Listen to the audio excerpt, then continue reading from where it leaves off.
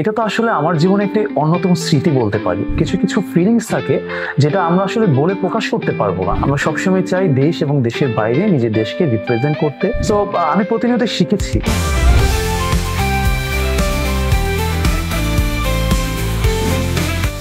Hello পলক, hello.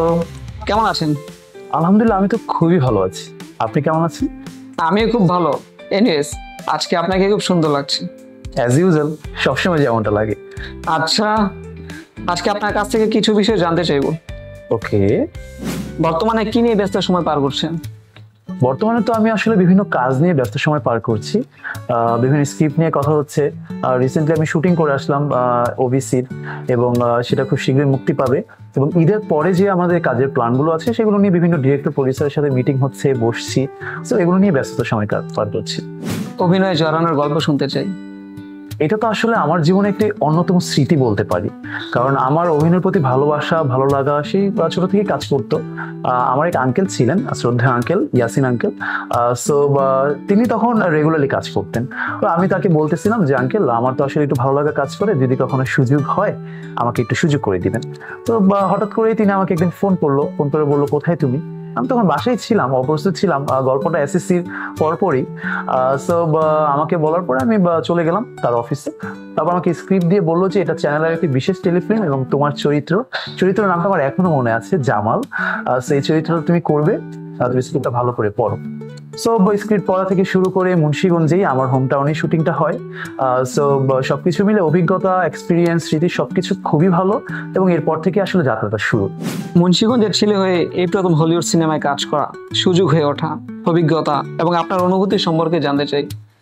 আসলে এটা অনেক ভালো একটা অনুভূতি, ভালো একটা স্মৃতি, ভালো একটা অভিজ্ঞতা, যেটা আসলে বলে বোঝানো যায় না। কিছু কিছু ফিলিংস থাকে যেটা আমরা আসলে বলে প্রকাশ করতে পারবো না, কারণ হলিউডের স্বপ্নটা কিন্তু সবাই দেখে। আমরা যারা বাঙালি আছি বা আমাদের পার্শ্ববর্তী দেশ যারাই কাজ করছে না কেন, হলিউড একটা বড় ক্যানভাস, বড় জায়গায় সবাই কাজ করতে চায়।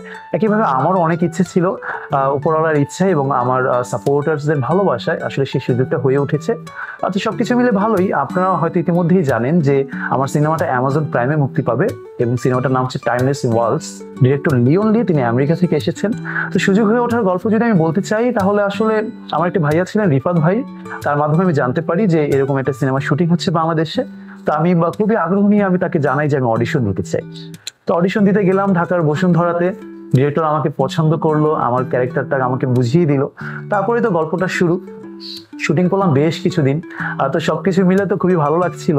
এবং অভিজ্ঞতা বললে কি, আমরা বাঙালিদের সাথে কাজ করি এবং তাদের চিন্তাধারা অনেক আপগ্রেড আমাদের থেকে। তাদের টেকনোলজির কথা যদি বলি, চিন্তা শক্তির কথা যদি বলি, সবকিছু অনেক আপগ্রেড। সো আমি প্রতিনিয়ত শিখেছি এবং আমি জানার চেষ্টা করেছি, শেখার চেষ্টা করেছি তাদের থেকে। সবকিছু মিলে এটা আমার জীবনে একটি অন্যতম অভিজ্ঞতা বলবো, অন্যতম স্মৃতি বলবো। খুবই ভালো। সম্প্রতি আপনি তরুণ অভিনেতা হিসেবে সম্মাননা অর্জন করেছেন, এবং ইতিপূর্বেও আপনার বেশ কিছু অর্জন রয়েছে। বিষয়টা আপনার কেমন লাগে? নিশ্চয় ভালো লাগে। সম্মাননা এবং অর্জন এটা কে না পেতে চায়, আমিও পেতে চাই। আমারও খুব বেশি কাজের প্রতি দায়বদ্ধতা বাড়িয়ে তোলে, আমার নিজেরও ভালো লাগা কাজ করে।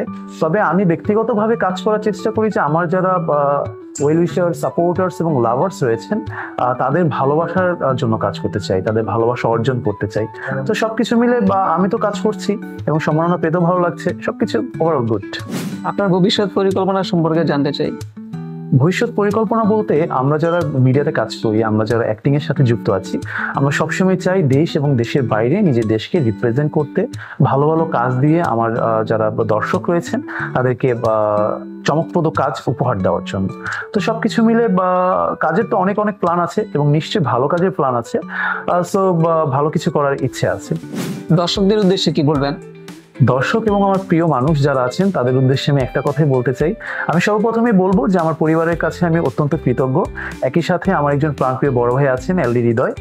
সো তার কাছে কৃতজ্ঞ এই কারণেই, কারণ তিনি আমাকে সবসময় সকল কাজে সাপোর্ট করেন, ভালোবাসা দেন, ইন্সপায়ার করেন। আমার সকল কাজে তিনি আছেন।